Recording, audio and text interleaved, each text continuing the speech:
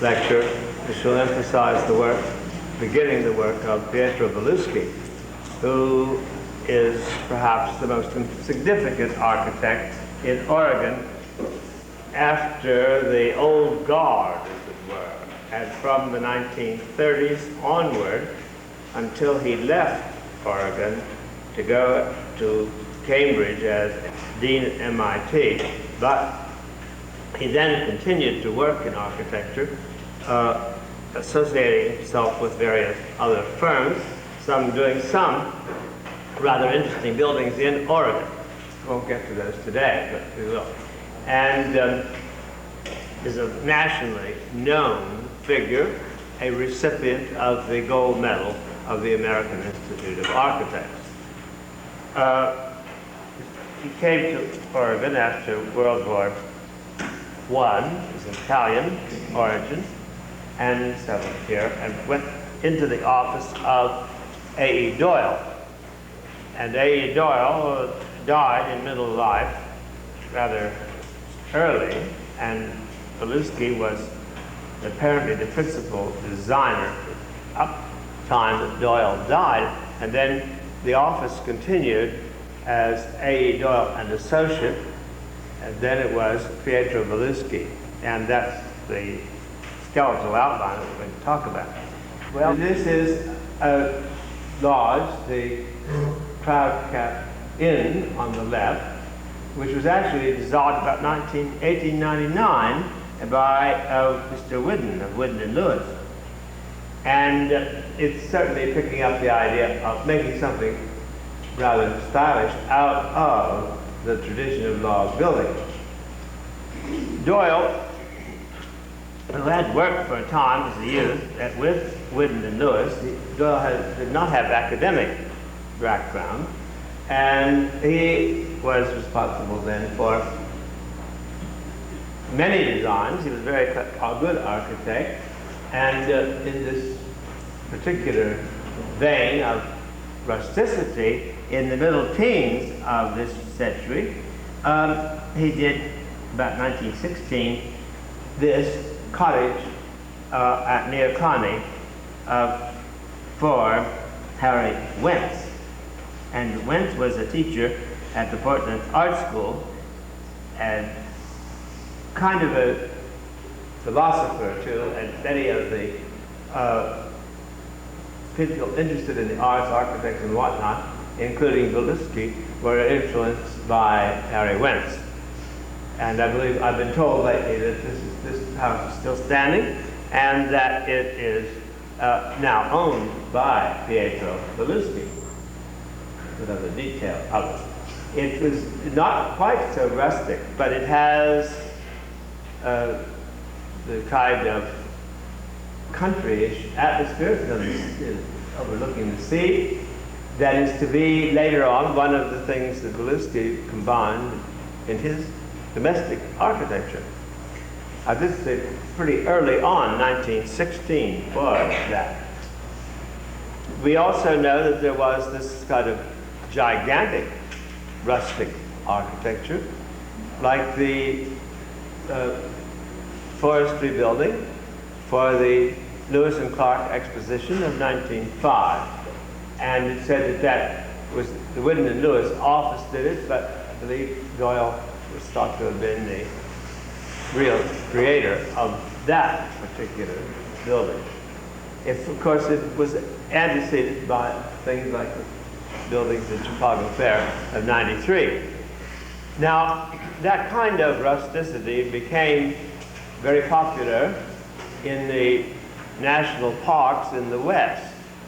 And we have some rather remarkable monuments to illustrate that kind of log construction without being so grandiose in scale. That is, this is made of smaller logs, but there it is. And this is the Old Faithful Inn of 1905, which is exactly the same time as that other building, in the Yellowstone National Park. That, in its various variations, has today been generally classified as national park style. I don't think that there's anything quite as elaborate as that. This is still standing, I believe. It wasn't burned. The fire there a year or so ago came pretty close. You saw it probably in the pictures. It's overlooking the geyser that is known as Old Faithful.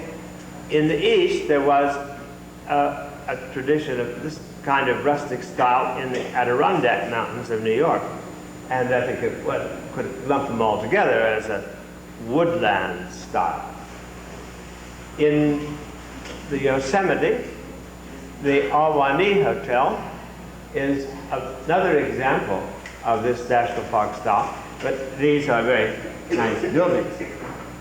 Old Faithful Inn is supposed to be designed by a man named Reamer, R-E-A-M-E-R, in 1905. Now, the Ahwahnee Hotel is about 20 years later, 1926, and it is the luxurious hotel in the Yosemite, and it was designed by a man who did a lot of buildings for the government. He could do, we see some of the half-modern buildings that he did. Gilbert Stanley Underwood, whose office was in San Francisco. But this shows that there is a climate or tendency for the West to have a kind of rustic style. Both of these are quite large structures. And of course the building for the Forestry Pavilion was a large structure. But there were smaller structures too. And some of them with not quite such obvious features. This one, for instance, is there at Oregon Cave Lodge. And I don't, dated 1934, I don't know the architect. Perhaps it was the Park Service then. It's called the Chateau at Oregon Cave. And then a smaller building again is this building for information and refreshments at Multnomah Falls on the Columbia River. And this was built in 1925. And that's earlier than the Oregon Caves Lodge. And it's a very handsome building. It has had some changes. This is not an old slide. It shows some of the changes. It's pushed in against the rocky cliff-like background. And the highway originally went right across the front of it. But now with the new interstate, it's farther out. The site is probably not quite as effective as it ought to be. Just to show you the spirit of this, it could be brought down right down to very small structures. And we have two slides here of drawings for buildings for the Park Service. And I don't know whether they were actually built like this, but perhaps they were. The architect, draftsman, was Lynn Forrest. And one of them is for protective assistant office, house, and a 3-room office. And they're shown in this proper setting for the far west, for Oregon, in fact, with their log structures. They're simplified, but they're very well tied into the general development of the age. Then in the climax of this came during the Depression when Timberline Lodge was built. It was constructed in 37, plus and minus, 37 is about the safest date. And it was also the work of Gilbert Stanley Underwood, as he was the designer. But it included a great deal of craftsmanship, work designed by various artisans, and it's still standing as a really monumental example of what this could be. There's a great nestling there on the slopes of Mount Hood. There's some snow still when I took those pictures, which was in June, I think. And here's one of the details of the interior with massive fireplace. there was a lot of massive carving and metalwork, and there was also a lot of hand-designed, hand-woven textiles. It was very definitely a kind intended to be in the spirit of the arts and crafts to gather together various art and craft under the general architectural form. There's a detail of it with the snow-covered entranceway, or protected way for the snow from the mountain. It's quite often snowed over. Interestingly enough, and perhaps it's a way to introduce another person who's to be very important in Oregon architecture in this period, there's some designs made by John Young for a timberline lodge building. It was not, I think, at exactly the same site, but it was up there. It was intended to be a proposal for a ski lodge, and it is dated to the middle 30s, or perhaps the early 30s. There is obviously quite a good deal of difference between the one that got built, or was designed by, and the one that Jan designed and made a model of. I think the model disappeared, told me. It was exhibited, though, when it was made in one of the windows in Marion Frank's store. You can see this model of a lodge. Rather than vertical, we don't want forward, kind of an observatory tower, and of course the snow cap range around it. It was not rustic. You know, it is in fact rather closely allied to what the German architects of the international style were doing. A detail of this thing got a little bit out of order here. And there's another view of this design by John Young, who will come into the picture as a very significant architect in the 30s, divided into the 30s. That he was working, this is on his own, and he was working with in the office of A.E. Doyle, and later it would be the office of A.E. Doyle Associates. There's another view of the model, and the parabolic arch form, so definitely treating it as something of the kind of the German international style of the early 1930s. Another view. There's another design for a similar one with angular roof forms rather than the rounded ones, perhaps a little closer to what actually was suitable for this kind of a lodge. I think very little else is known about it, but it was his own idea to design this kind of a lodge. In the 1920s, there was a good deal of what can only be described as tasteful architecture, and some examples perhaps might be mentioned in the middle of the 20s. This is the building that is usually called the Fruit and Flower Day Nursery, and that is in Portland, now part of Portland State. It was designed by Fred Fritsch, who was in the firm of Whitney, Andal and Fritsch. And it dates from 1928 from the letter. Well, it is obviously related to Georgia, as is understood, but it's very simplified, very delicately handled, very handsome building. We said it was domestic in character, and quite one of the better buildings of this sort in Oregon.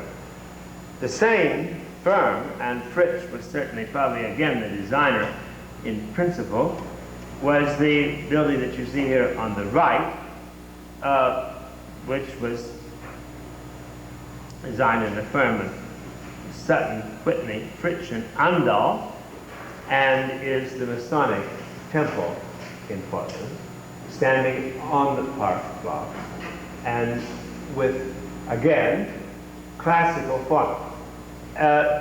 It is simplified again, the classical form very much. Notice the feeling for the projection of molding in both of these, and it is that kind of thing that is necessary to think of. Then, in the next step, we go to the Portland Art Museum, which was designed by the firm of A.E. Doyle. Doyle was dead, however, by this time, and Belisky was the chief designer. He was A.E. Doyle's associate, but there's a lot of technicality there. He was not the associate, another man was. But anyway, Belisky was certainly the designer of this. That is, for the Portland Art Museum, the first section, the Ira Wing, which was designed at about 1932. Built in 31, 32. Now, that illustrates again the fact that it is rather delicately handled, and again, owes a great deal to the spirit of George in design. I know I'm designing the Oklahoma County Library, and that's George. And the site is like next to the Masonic temple. Windows, and 2 stories, but the top story is invisible because it's skylight in some way, at least it's intended to be the case it was. And then a very street sort of doorway, like a somewhat large version of a colonial mansion doorway. So that is of the original drawing from the office. And this is, some of the slides got out of order. This is a detail of the fruit and flower mission. This is a 3rd stage in the design for the Portland Art Museum. And what has happened is that it's sort of been turned sidewise in a way. Same projection, same building, a composition of 5 parts, central section, wing, and modest projections at the end. And the Georgian design is gone, or nearly. There may be a hint of it in the central window at the coining, and that's about all. That is the design, is a study for it. And it's hard to see, but now we do see that although the horizontal windows, there's a band on each side, like the lower gallery, you can see that the upper gallery is going to be lighted by that box-like arrangement, lighting called monitor lighting, which is said to be the first time that was used in the United States. And when the building was written up in the architectural periodicals, a great deal was made of that. And there you see it as it was built, the Ira Wing in the Portland Art Museum. When you're immediately at the bottom, you don't see those because the monitors are not out to the edges, but they're set over the central section.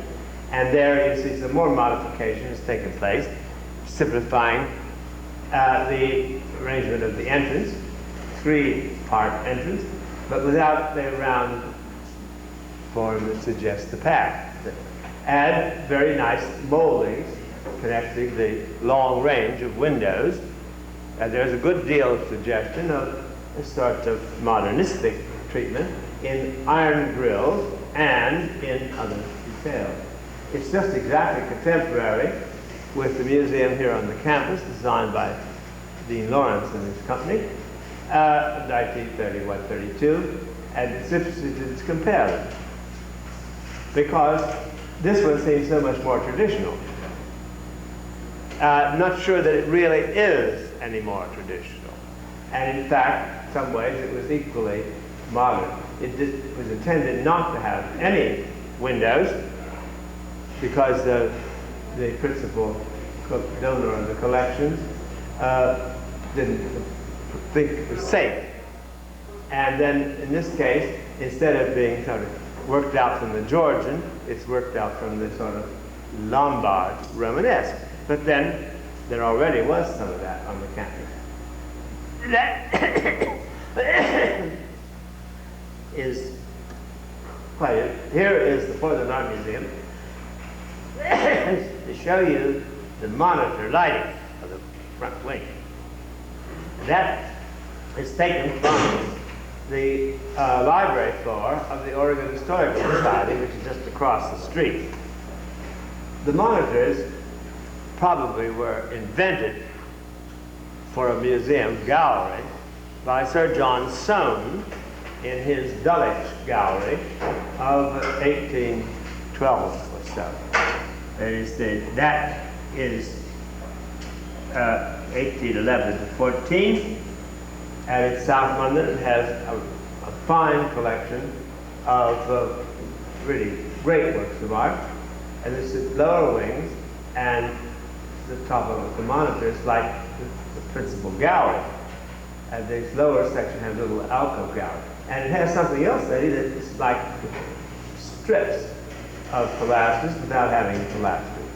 It incorporates on the other side of the building a tomb chamber for the founders and donors of the Dulwich Gallery.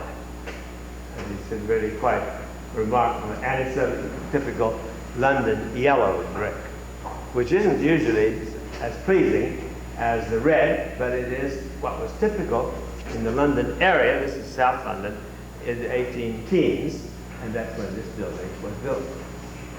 Now looking up at the Portland Art Museum, and then at the building next door, its next door neighbor, which you see the way in which there's certain similarity and certain influences spreading out, because there is a suggestion of an entablature, but it's very plain. And here, of course, a suggestion of an entablature. More of one of above, but look at this with very low profiling. And I'm sure Belushi will, of course, he do this. And this is the British design, and there's certain similarity in this to this travertine up there. Very slight projections, and a little tiny cornice on the top, if you want to call it a cornice. This is a cornice along here.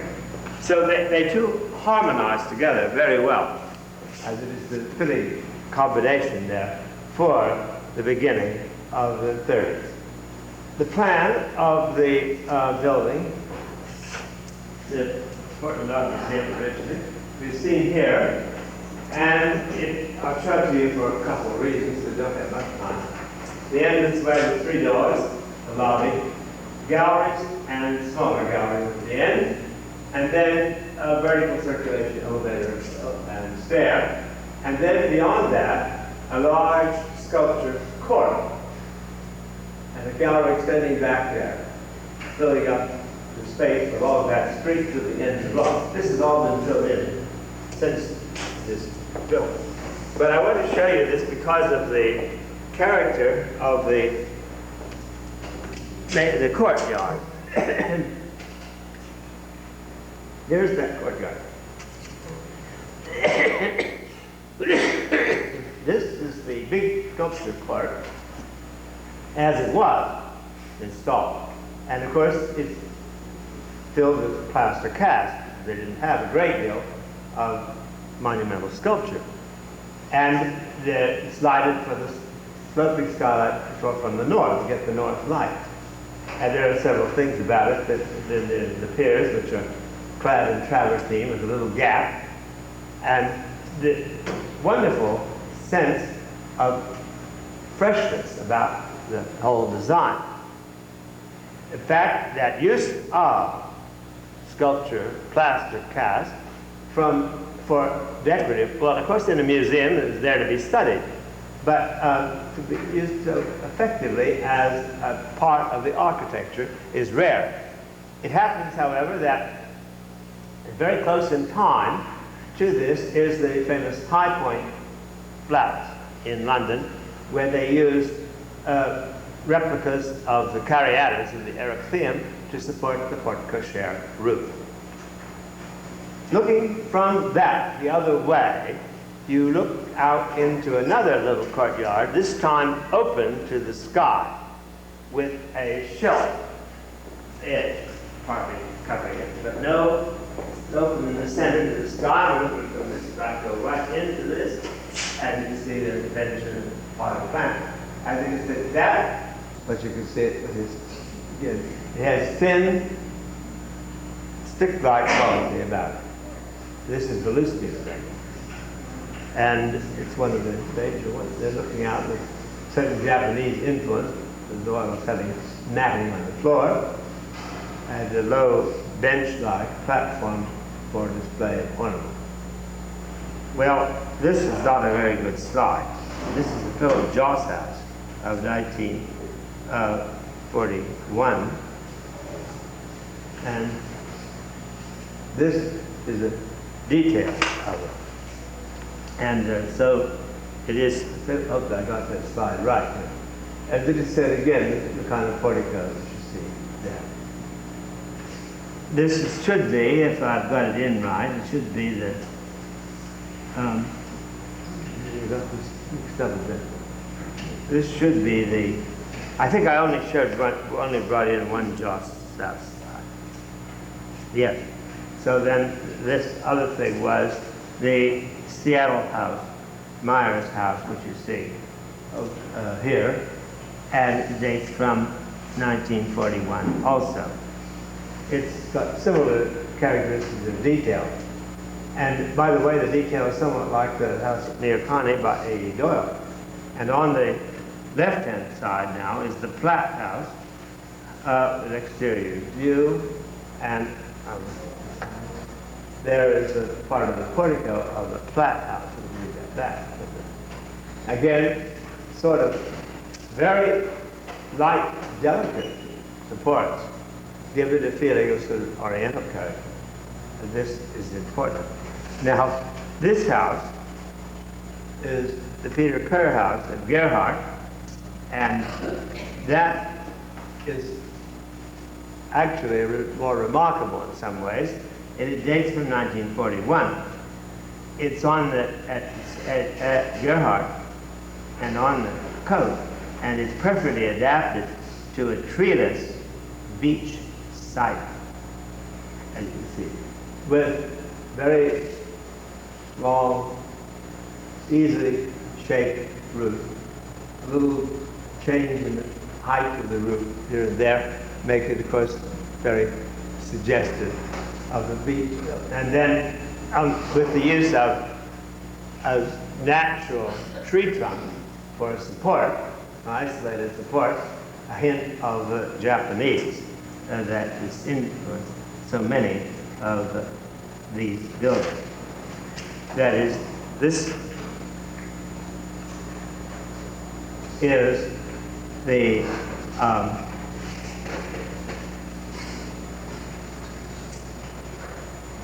Tillamook house on the Coates house in two views. Oh no, one view on the left, and this one is the Watwick house by John Yonner.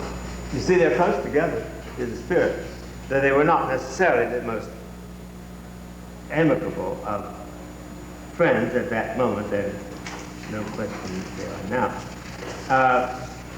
The Coates house has its part, the shape of the barn form with grouping like this without being so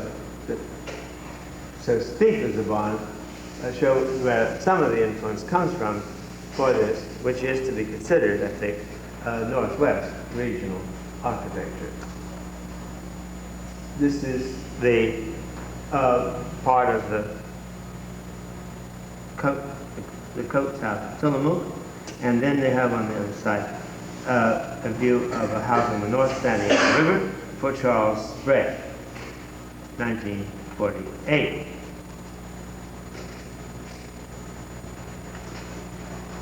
The interior of that house looking out. They looking right out over the balcony, and the balcony has as its railing a picket fence along the side. The Menifee house is another example, 1948 also, very productive year, which shows one of these big open-ended forms. And I believe that this suggests the kind of open shed barns that are found some places in Oregon.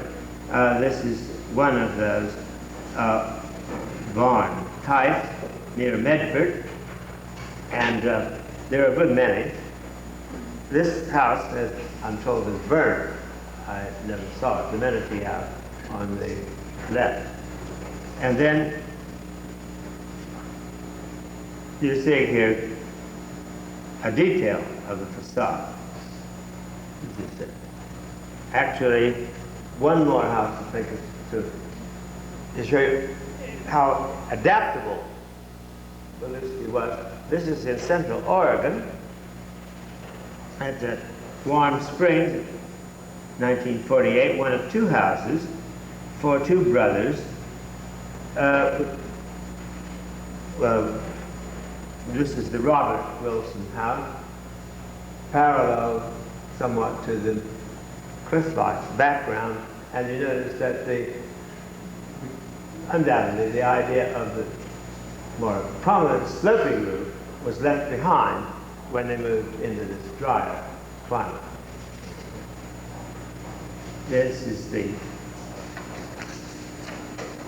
house for Dr. Merle Moore in Portland, up in the East Hills. And there is a typical fireplace and detail of it. This was built in 1949. And the Burke's house, which is nearby in the same general area, was built about the same time and now is actually the residence of Pietro Beluski. Well, enough of those houses. We're going to turn to, they show a very recognizable influence of, apparently due to the climate and topography of the area. The houses created a sensation, to be sure, and created a sort of regional character in the Northwest, and they were followed by many architects. But the other thing that he was doing during this period, the other type of building, which was regional and actually rather more dramatic, was that of the church, or churches. And in the churches, this created a regionalism, and it reached beyond the Northwest. I'll try to show you some in more or less chronological order. This is, I think, the first one of his very distinguished churches, the Church of St. Thomas More in Portland. And you're looking at it from the side. It is longitudinally arranged, and that tower that sticks up there is over the sanctuary, not over the entrance. This is the entrance here. And it clearly owes some suggestion to many examples of tower-like form in older architecture. And there is a picture of it from another angle, and it was added to later, not quite as clear-cut as it originally was. The interior, quite simple, with nave and aisles and scissors, trusses, and I believe we have a slide of his color. We'll see later. And you see the light comes in underneath is that tower or spire. You see it there. That is, I think, it's very satisfactory, even though it has been changed a good deal, and it is, I think, its first church of 1930 and 39, 40. The next church that he did shows something rather different. And perhaps I shouldn't say it's exactly the next one, but I'll put it in next because it does show another point of view. And this is the Church of St. Philip Neri in Portland, which had built in 1948 to 50. And it has Mediterranean rather than the Nordic feeling that the other church had. And it's a brick church, and very simple in that, with a freestanding belfry. That's also very typically Italian. And in fact, it looks a good deal like the composition, like some of the churches that were built in the 30s in Italy itself, as for example, this one, 1933 in Savoia, which is a new town really created south of Rome during the Mussolini period. It's by the architects Cancellotti, Montuori, Fincinato, and Scapelli. The composition is similar. Now, Belusky was very well aware of this kind of modernism, which seemed to represent the spirit of fascist Italy, which does in a way. And this is close to that in many ways. There's our church in Portland, little baptistry stuck on there, really Italian, simple. With roof forms not visible, and narrow windows, as this is the interior of it, with this rather simple and dramatic verticality. When you ever go there, you will notice that there is an older church of St. Philip Neri, now used for parish purposes, which is in a different mode, but it's also Italian in spirit. This is going back to the Nordic aspects of Belusky. And on the right is one of his best-known churches, and maybe it's perhaps one of the best that he's seen. And that is the Zion Lutheran Church of 1948 to 51, which is seen here on the right, toward the entrance, and it has this rather dramatic building up of a sort of tower and spire, which is related to some European examples, particularly perhaps to this kind of church, and Pembroke Church in Hertfordshire of the later 14th century of this spirit. You have to be, yet it's not imitation, but it is very suggestively similar. It's just great emphasis on sloping roof, rather delicate portico, and then this belfry tower above. There are also parallels elsewhere in the world to that kind of shaping. For example, among certain Romanian churches, you have the same kind of shape. The interior of Zion is Lutheran church.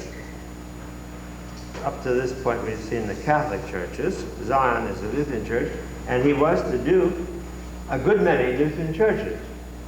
I don't know whether there's any mysterious connection between that or not, but he did. Zion Lutheran has laminated beams, curved laminated beams to support the roof, and brick pattern work along the back, and a sort of glass block-like pattern along the side. One side of the church has, that is, this side has more openness. The other, the ground is higher, and it doesn't really show anything very much on the other side. It's I think, a very handsome church. Unfortunately, when you may find that some of the features of the detail are not exactly what you would hope for. For example, there's kind of a green linoleum or plastic floor, which doesn't seem to work. It ought to have been hard wood, or better still, stone of some sort. But unfortunately, that isn't the case. Contemporary with it is during this period, he did several churches in those same years, but after all, he was getting ready to leave, or he didn't perhaps tell us that. The central is in church in Portland, which is on the other side of the city. It's seen here. And it is brick and wood, and it has, instead of the Nordic tower, it has this curious sort of skeletal form for its bell tower. It is related to certain churches that have been built in Switzerland at the period just at the beginning of the war. But the church that is most like it has a steel skeleton box rather than wood. And this one has a big apsidal suite with patterns in the brickwork, but no windows. The light comes mostly from above. Here is a side view of the entrance, and the tower would be off this way. And you see the effect of a sort of Japanese torii-like suggestion for the portico. You enter at right angles to the axis of the church. Once you're inside, you see face the altar, which is lighted from the top. And again, there are these laminated arched forms. It is perhaps given the shape a little more Tudor arch shape rather than the more Gothic shape of a Zion. It has been altered somewhat now, but anyway, the contrast is almost too strong with the darkened nave and the lighted sanctuary. Very dramatic indeed, but perhaps you could overdo that. This is the plan of it, and the photographs were taken from above. There's a hall, a second level, and then here's a good place to mention, a great many smaller areas with classrooms and service rooms. Because in the Protestant church of this period, as I said, there is the need for meeting rooms, including a kitchen and an eating room and offices to study for the minister and so forth. That's what perhaps makes it difficult to have a really good church, really with really church-like character, within any amount of funds that may be available at the time. As you see here, this one, the church is bigger, the body of the church. But here's the next one we're going to look at. And here you can see this is the church proper, and the rest of it are all adjacent services and an enclosed yard or entrance. You come into that and come up to it. This is closer to home than Portland. It's the Presbyterian Church in Cottage Grove, and it is, in fact, I think, one of his more unusual designs. There's a view. It has this is the minister's study gets wrapped around it there at the end, classroom, and then it has a rather curious formation of roof, which is like sort of like one of those sliding boards with a bump in it. It probably is somewhat curtailed from what was in his mind. There's no tower, but there's a frame for the bell out in that yard. And it is said that the minister of the period did the carving on that wooden frame. As you see, there's a very modest cross. Presbyterians, on the whole, are not much given to having large examples of crosses stuck around their church. That just a little stick-like affair toward the end of it. And yet it is, it's really weathered very well. Here's the interior. Bleak. And it is pretty bleak. Well, the slide is probably washed out of it. And we're looking at the interior toward this pulpit end. And there you see a table, not an altar, and the pulpit off to the right-hand side. And another screen on the student screen front. And the light comes in there. That window, what you see, with the light in the interior. And then, not taking here farther back, there are you can rest your eyes by looking out onto that greenery of that little yard outside. Well, there is a detail of the entryway with a selected great rock, where you pass that going into it. And now, the slide did get a little out of order. These are two drawings of the, maybe over there, yeah, of the Cottage Grove Church. And then I'll come back to that one.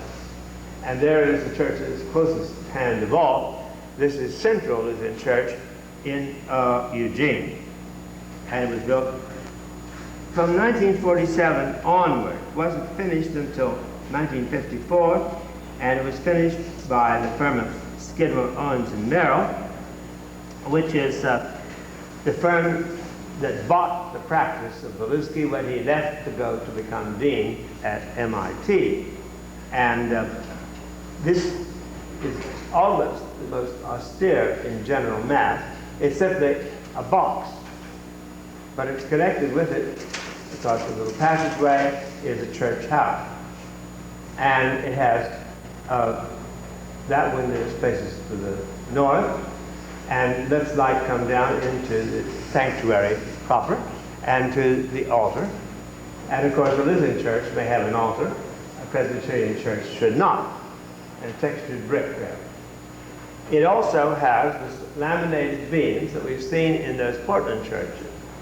And that probably is the best example of it that we have in this particular area.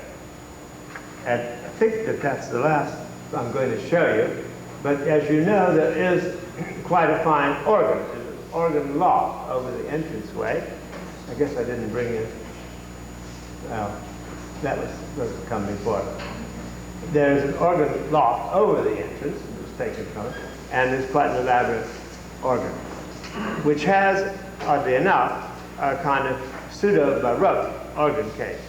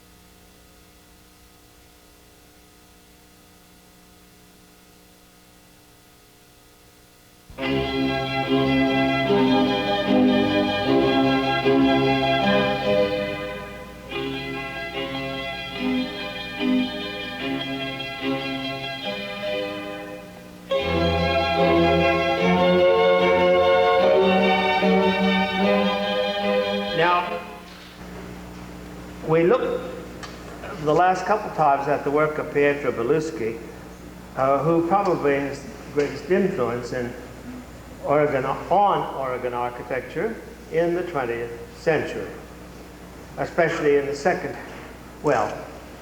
the last two-thirds, let's say. He wasn't very active about the first third, but the last two-thirds, yes. And especially in the middle third, I get it. But there were some other architects, and I'm afraid I'm not going to do justice to them, partly because I am not enthusiastic about the work, and yet I realize it's significant. And the principal one is Van Everett Bailey, whose wife's gift to the university is helping to support this program. He was certainly one of the most active architects in the beginning of modern movement in Oregon in the 1930s.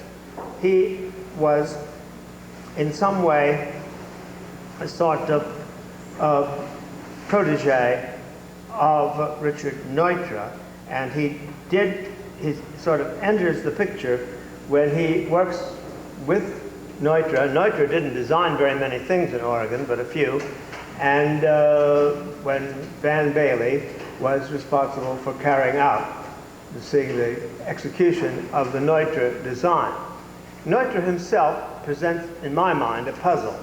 He should be quite in the international style, but somehow or other he never is quite in the international style. He is. He had his own personal characteristics, and he was a very forceful architect. He was here and talked more than once, I believe, and I remember. And he was a very effective person. He also had a kind of architectural school at his office in Los Angeles. That is, young people went there to work for nothing, really, for a kind of apprenticeship. That kind of thing, of course, has been traditional in the past in architecture, especially in England. But by the 30s, it was already difficult to imagine that it was going to be a success. I think the people who went there did learn a great deal. I knew one very well indeed, but in the end they couldn't stay very long because, after all, you can't live on just the apprenticeship. There wasn't enough to live on, even in the Depression years of the 1930s. That is the way it was. But at any rate, Neutra designs tend to have a kind of box-like effect, partly because he emphasized a rather bulky, well, not perhaps bulky, but volumetric roof shape. Oh, that's not the right one. Well, I guess that's what we turned down now. And his major work in Oregon was whatever slide, I don't know what slide we're going to use. Oh yes, the Graff House, the Jan de Graaf House in Portland, of which I'll show you several slides. And this strip of wood, most of his work in California was, of course, that would have been plaster, stucco, and then the banded windows above. And in this case, the roof is not so heavy as it often is in other instances. There's another view of it, but very flat, flush. We see the little projections up above there, and this is where Van Bailey was actually carrying out the Neutra, helping carry it out in his work in Portland. And then, this is the view of the portico, column, thin, and this is another house. This is the W.H. de Graaf House, I believe, by Van Bailey, which is strikingly like the last.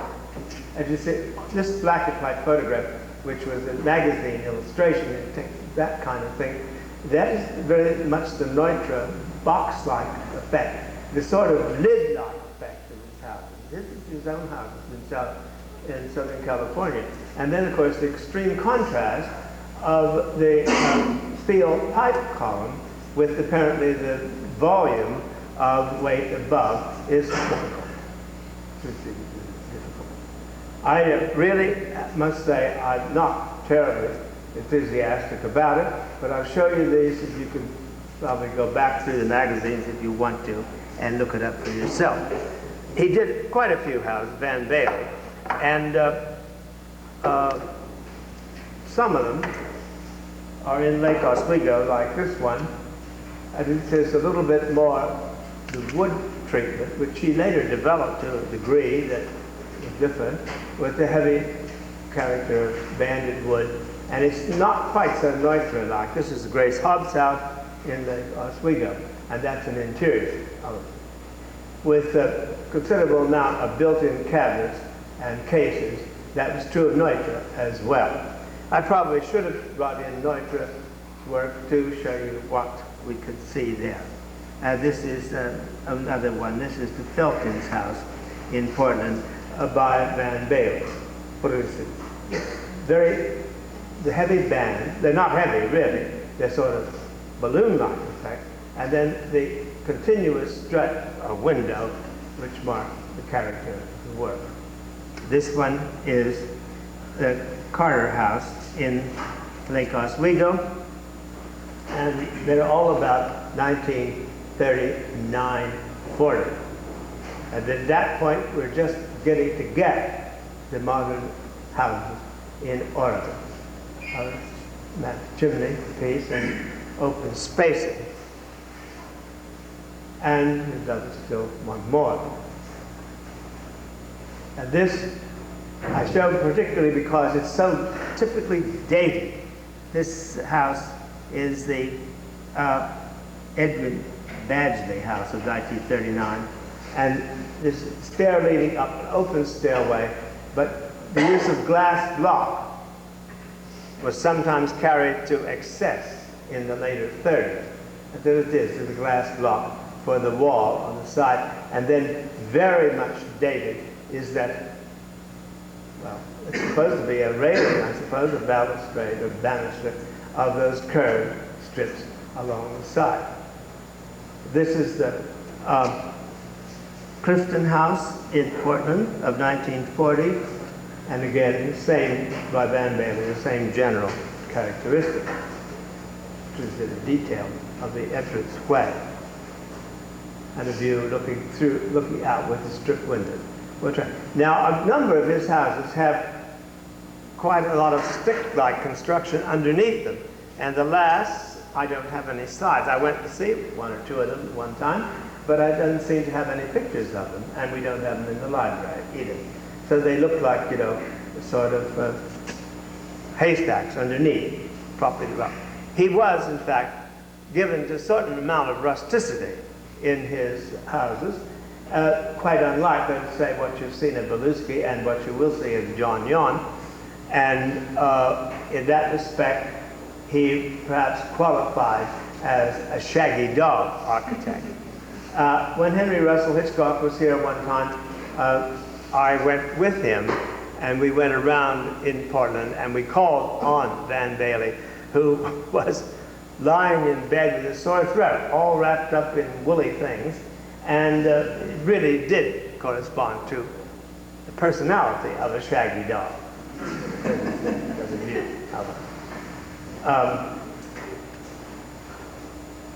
One gets fairly tired of looking at these now after what are this for about 45 years really or more, and you see what they're like. So another one. I think this is the last one. This is, I think, 1940. And there's another one of these stairs with window coming down the side, carpeting over the stairs, and in fact the extensive, if not excessive, use of Venetian blinds.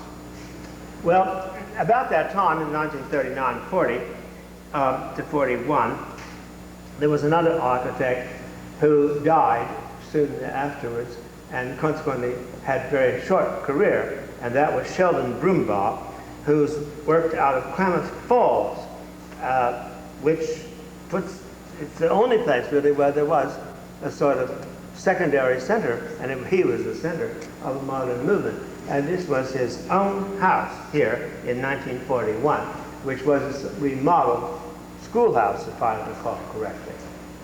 As you said, rather more rustic. Not the flat roofs of the international style, but of course the big windows. And then this one, which is the Collier House of 1942. And it was, in fact, really the one main thing in the Klamath Falls area. And I think this is, in fact, the stable of that house. No, this is it, coming in. This is the rustic.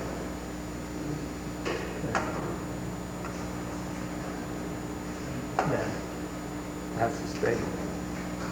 Okay, now I turn to a subject which is more agreeable to me, and I think it will be to you too, and that is to take up the work of John Yon. I've mentioned him before. He's hard to separate at times from Beluski because indeed his first and his major work was done in the office of A.E. Doyle and Associate, which was the office of Beluski. Doyle had been dead for some years. And yet this house was all by Yon. It was published, of course, as the work of A.E. Doyle and Associate, but it was entirely John Yon. And we looked before at his designs for Timberline Lodge, or for a proposal for the area of Timberline Lodge, which come from the early 30s. And now we're at this period, which is actually 1937, and that is, it was in that year, and I understand that it was completed in that year, begun and finished in 1937, that the Aubrey Watzik House in Portland was designed and built. And it is contemporary with, and not so very far away from, Beluski's Suter House. And together they perhaps would figure in one's mind as major examples of a sort of Northwest regional style. I think that the Watzik House is by all odds the finer of the two, and it's too bad that John Yon didn't do more of this kind of thing.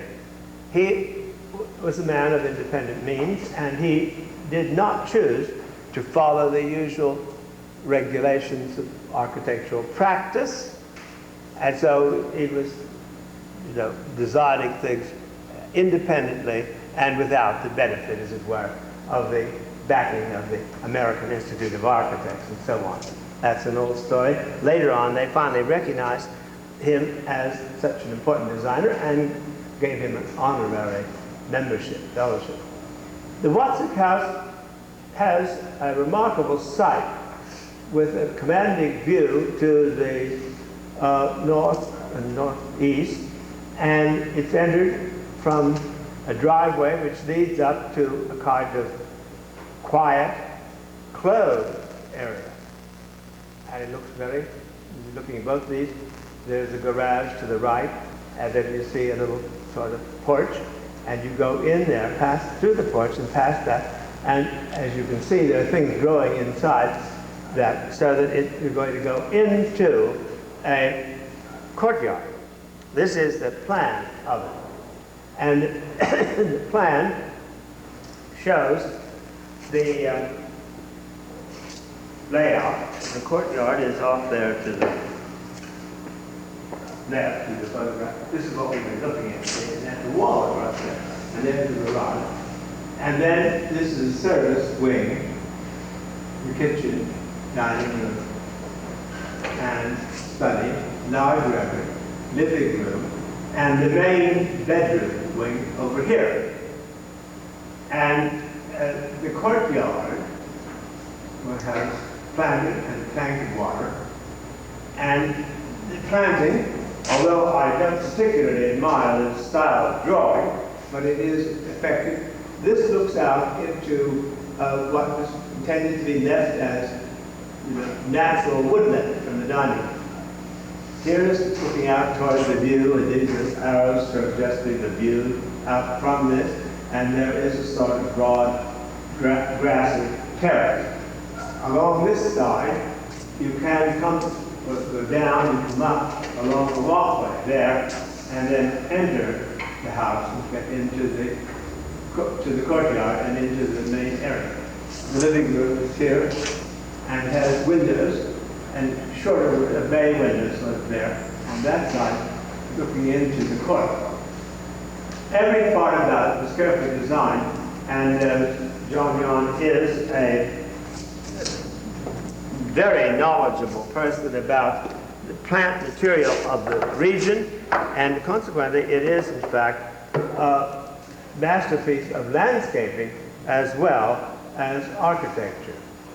There's a plan that shows you perhaps a little more clearly, without the ornamental drawing, the character of the garage, the entrance hall. You pass along past the pool. When you get it, it's just a screen wall there. And then you go back there and you find the library and the main living room and bedrooms over here to the side. Kitchen and services. The dining room looks out over the wooded area, very shaded, very nice. And the pool and the planning is all very skillfully done. It is a masterpiece. Just look at it. It's delightful to see. And there it is, the characteristic view from the outside looking toward the living area. Now, if the entranceway looked like very closed sheds, this is, of course, very open, like some of the sort of skeletal barns which you can find in some parts of Oregon, and it does have that sense of belonging to a tradition of vernacular building. But it's not vernacular, it's very delicately treated and beautifully detailed. The terrace is raised and flat, and you see it from the side, and you see how this big portico, temple-like in a way, yet not at all like a temple in proportion. And we're looking out over that platform, and there on the platform itself is this combination of paving and turf, which is laid out in a geometric pattern, reflecting perhaps, and intended, the effect of the portico, of the carrying it out on the horizontal level, and with the paving almost becoming a three-dimensional Mondrian, as we look at it here, with the turf coming up through the paving slab, and that's part of that turf. The rest, that is the most formal part of the planting. The rest of it tends to be rather looser, and here we come into the courtyard, and we're looking toward the entrance. We must pass along the side, just beyond the photograph, and go. There's a little pool there, and then there's plenty of space for rather rich planting and flowering plants. And then we're looking at, you saw first of all the box-like shapes, and there you see it again, and that is the end of the living room.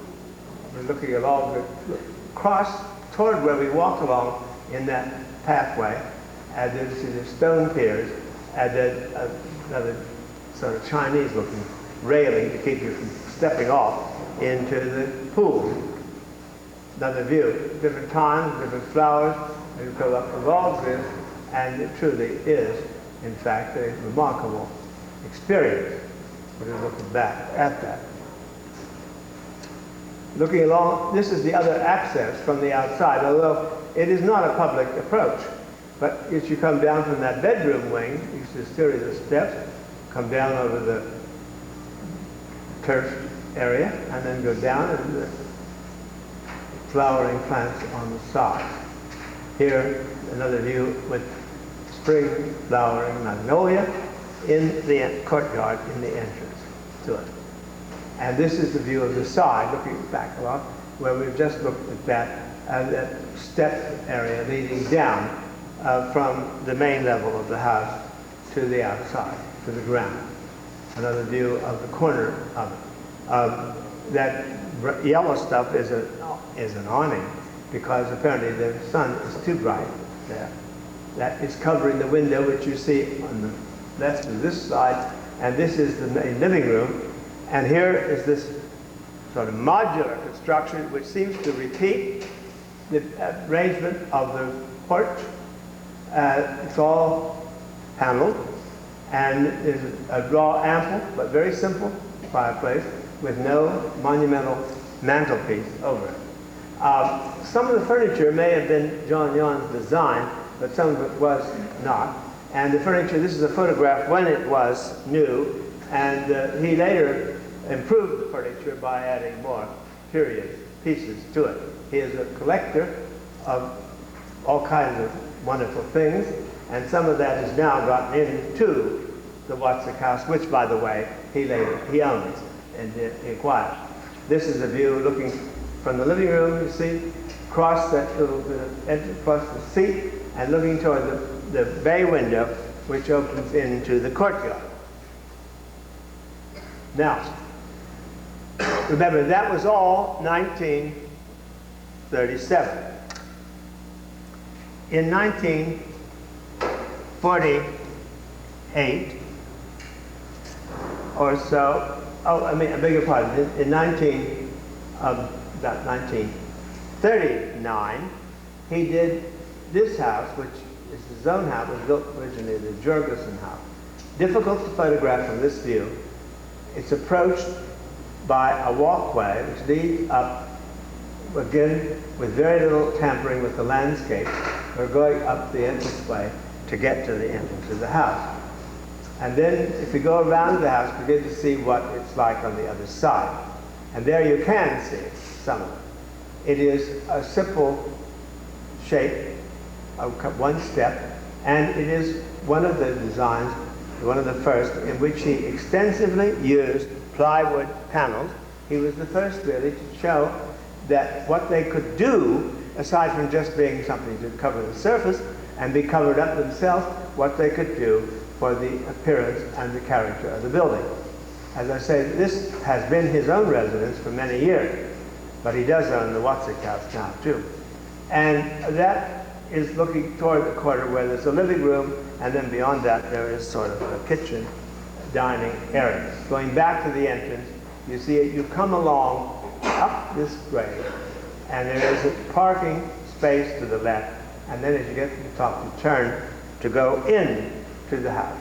Looking just before you go in, you see this side of it with the big windows, and the modular system of the plywood is determining the general character of the house. Now, coming to the back again, this interesting arrangement of roof forms and then the panels, and those louvers are protecting possible opening. The windows are fixed, but they could be ventilated through the louvers.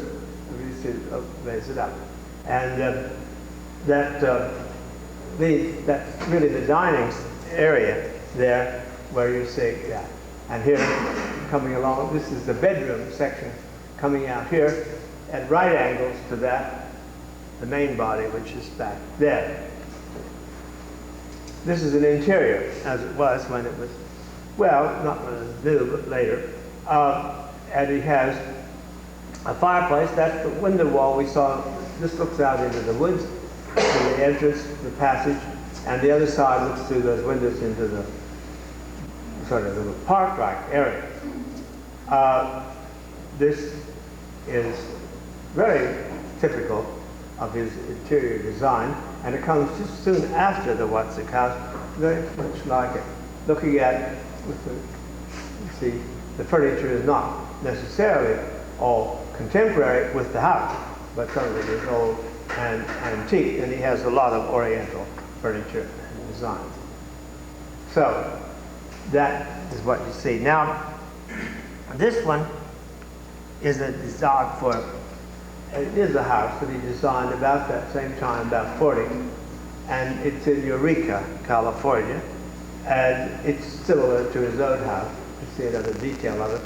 I've been there to see it, but unfortunately I don't know why I didn't take any pictures. Maybe the day was too bad. And it's in what is now, it was a private house, and it's now in an area of sort of a bird sanctuary, and used as a kind of caretaker residence. In 1948, we come to his public design. One of the first, and in fact almost the only one, is the information center for the city of Portland. And it's located down along the waterfront. And this is an old photograph and shows it as it was intended to be painted, and as it was for a long time, in a couple shades of blue-green. It is simply a one-story building where information can be handed out and where a certain amount of display can take place, and it looks out here over the, what was Harbor Drive, in this photograph, dreadful sight actually, because it's so closed in by traffic, but this is of course quite early on. And there's a detail of it with the information center, and again unified by having panels, plywood forms, and the thickness is still in the original color of the green. Later on it was repainted, and you'll see that in a minute. Now there was a courtyard and a pergola, and the whole effect of the lattice of the pergola and the slender supports and the panel produced a marvelous example of a sort of crate-like construction. It's almost like an abstract sculpture. So this is looking at it along the side. This would be toward the river, there on the left. There it is when it was repainted, and there is Terry Russell Hitchcock visiting. I was visiting with him, and looking at it, and looking rather sour at it because it didn't approve of the color, and neither did John Young, as you didn't see part of it here before. But since I mentioned Hitchcock so many times, you might be interested to see him there. Some good many years ago now.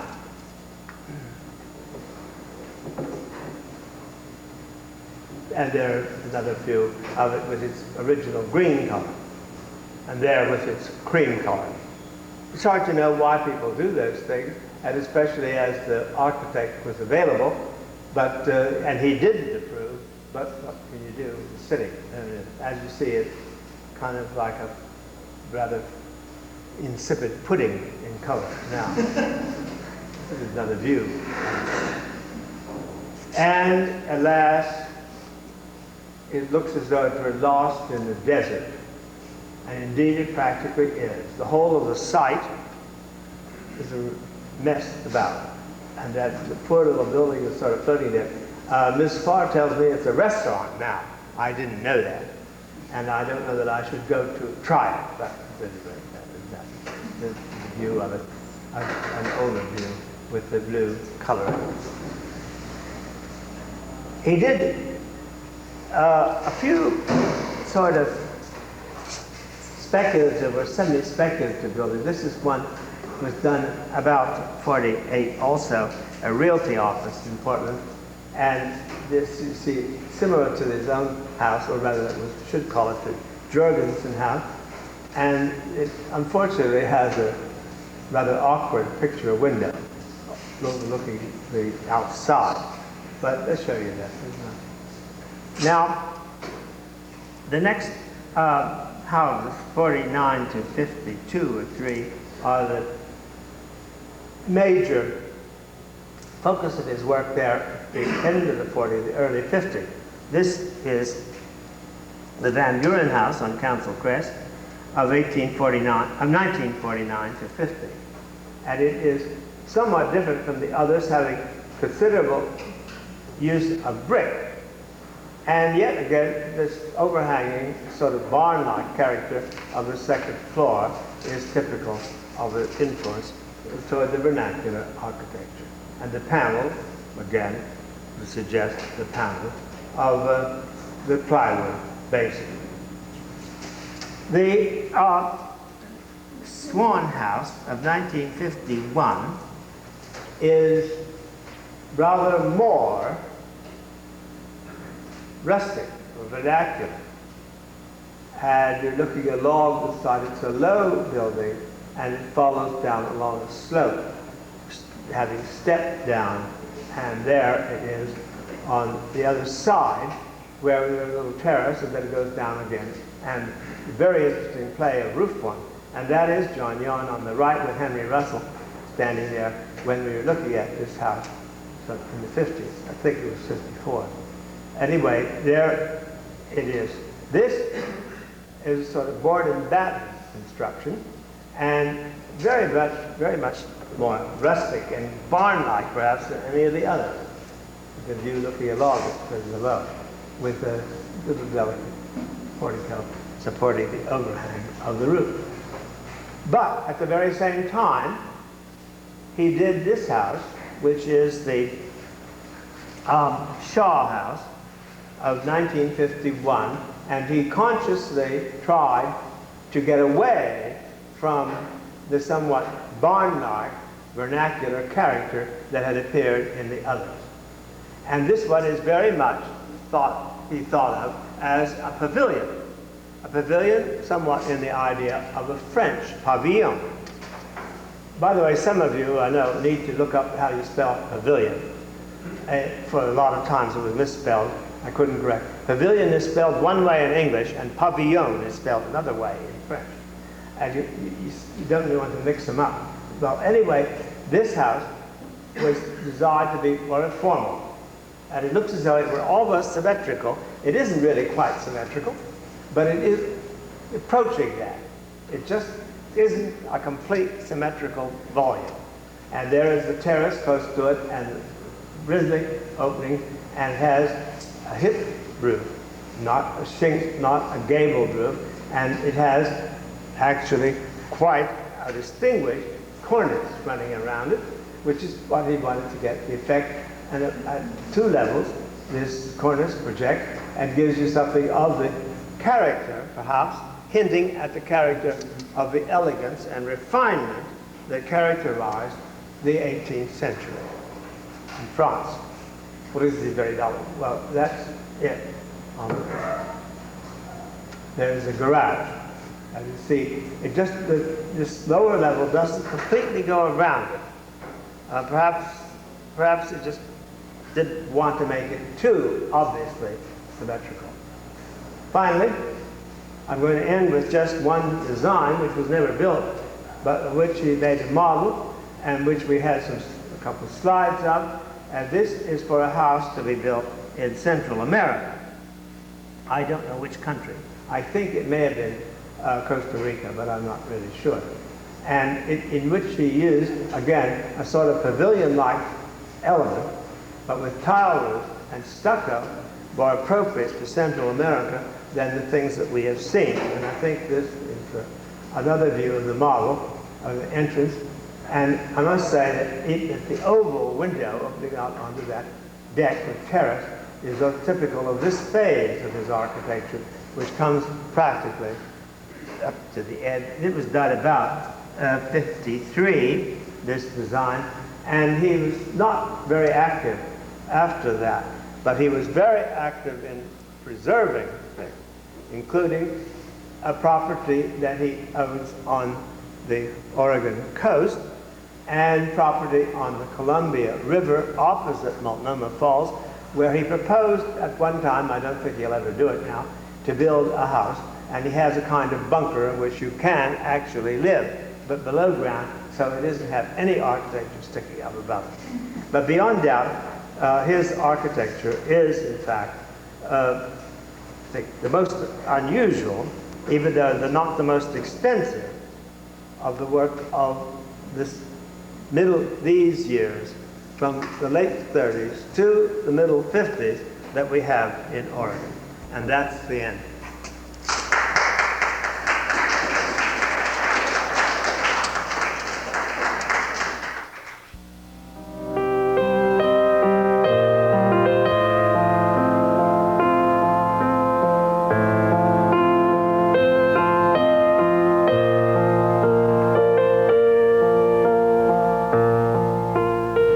so that when you build a house, you don't build it in itself as an exercise in cleverness, but with a great awareness of where it's going to go, how you enter, what kind of visual experience you have, what kind of material you use, what kind of light, what kind of view, what kind of space, what kind of proportion.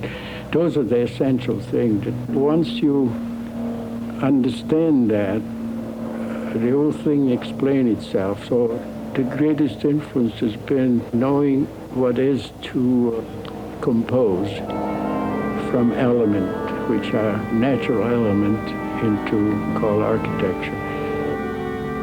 It seems to me that elegance is really one of the strengths of most of Pieter Belusky's work.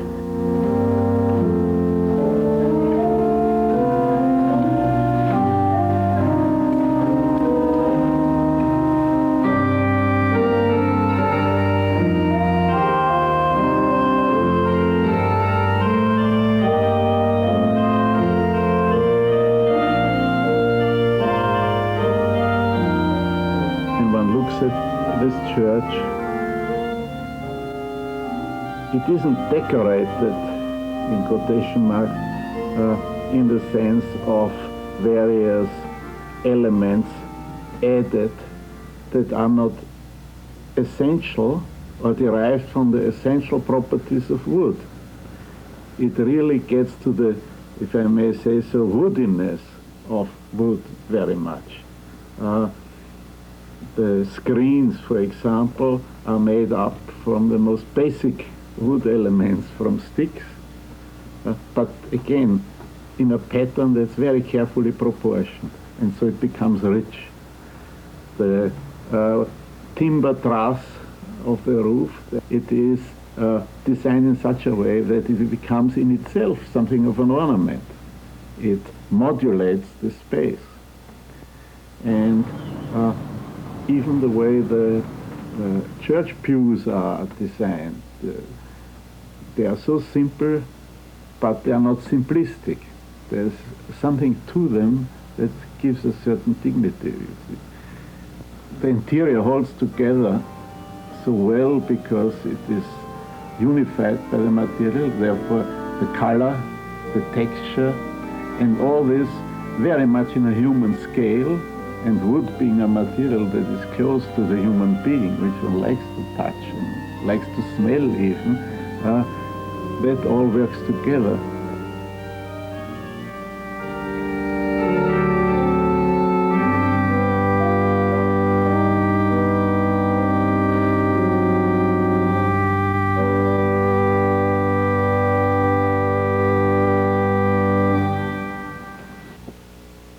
The one I liked of the church is the one I like best. It's very intimate. It took 6 years to sell it. Have you ever combined the garden and the congregation in another church? No, in general, they don't like to be distracted. See, this, you look through this is enclosed garden. And they put the bell tower here, but the simplicity of this, which shows in here, and the wood ceiling through there, which is a sort of sloping, and the light coming through there, and the vestry here, and the choir back there. It all fits. The original element is simply the clarity of the plan and the cleanliness of the interior, where you have the light come from the right direction in the right amount, and the view, the congregation into the garden, and then a very blank with a white cross. It has a sort of clarity of conception, the simplicity that I think appeals to me.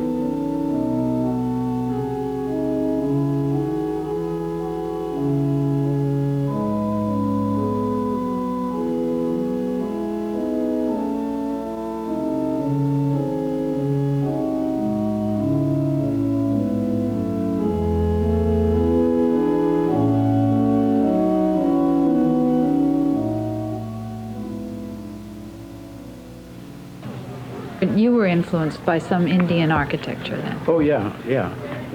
Not as much as say the Japanese or the Norwegian, but you could tell that the wood and the barns and the sculpture, the idea of the sculpture in front of the Portland chapel. You saw the photograph on the wall there. Did you see it last time? That's really Indian origin, more or less, because it has a carved thing, and I'm doing one.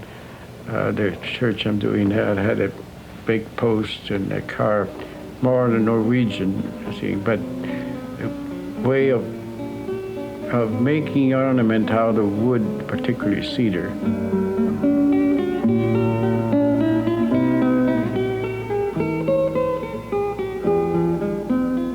Somehow, the fact that I was sensitive to the difference between the Roman glories of the past with solid, eternal building, and here was the wood, the new civilization, and the barns, and the trees, and everything else. I could see and appreciate the contrast and the difference. So I was able, or at least within my own mind, to separate little by little, not consciously, to separate what was real and what was artificial, or what was part of a tradition. But I think what's really interesting about what you're describing is a kind of dialogue between what's here and what you really brought, and a wealth of history and knowledge that came from simply living, I suppose, and studying in Rome. Yeah. And a knowledge of, I suppose, Beaux-Arts compositional rules at the same time as rejecting those rules.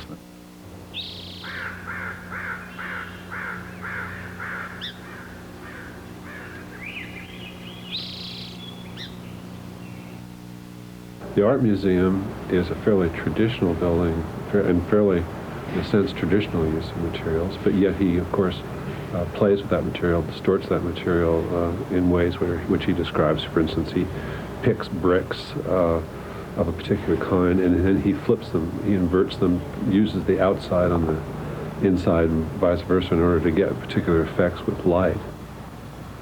I always use what they call the kiln mark. Yeah. And they simply add to the texture. You don't want to overdo it, but if you have enough of them, all of a sudden the brick begins to sparkle. And if you look carefully at the museum, there are infinite numbers of ways in which you can put the brick pattern. There is a pattern that repeats every 7 times. So I want to decide on natural light, to decide on monitor lights, and then I didn't want to have narrow windows. I was really very practically minded to have windows that would allow for the exhibit down below, and they'll be horizontal, and they'll be in keeping with the monitor lights on the 2nd floor, which created pretty good light. So that this was a transformation from, say, Georgian architecture with brick and trimming into something that was more responsive to the demand of a new museum with natural light.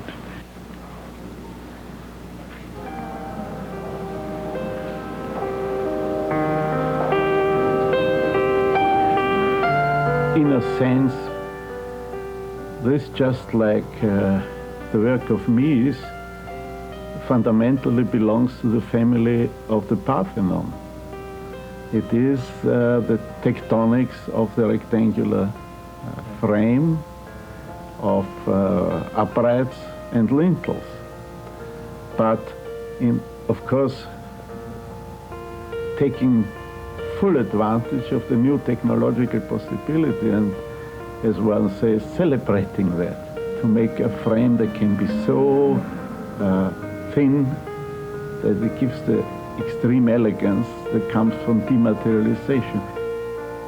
In this case, in my opinion, it has a lot to do with the proportioning of the grid, the subdivision, the relation of the various rectangular forms to each other, the longer you look at it, the more you realize how the larger unit relates to the smaller ones in an extremely subtle way, disciplined by geometry of proportion. And that gives it, to my mind, if one may use this somewhat strong term, but it gives it a timeless quality. I can remember, after all, the impact this building made when it was new. To us, meaning people who at that time were young architects, beginning and looking eagerly around what was happening, this was like a revelation. You know, there are people that have very much at ease with words and they play with them, and sometimes they overdo it. I myself prefer the restraint to say everything with the least possible word. And I think that goes for architecture, restraint. And if people don't like it in the beginning, then they appreciate later.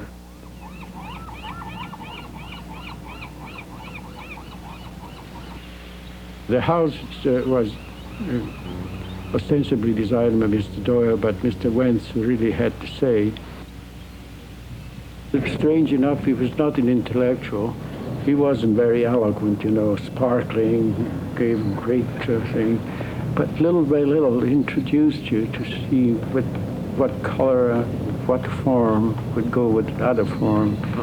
How did they contribute to each other so the totality would be a work of art instead of being sort of a little detail not relating to each other. So that if you translate that into architecture, you can see that every piece, whether it's an overhanging roof, or whether it's a porch, or whether it's a window, or whether it's a bay window, or whether it's a setback, or whatever, or entrance, they all have a part, but they also have to have a sympathy with the totality, so that they're never by themselves.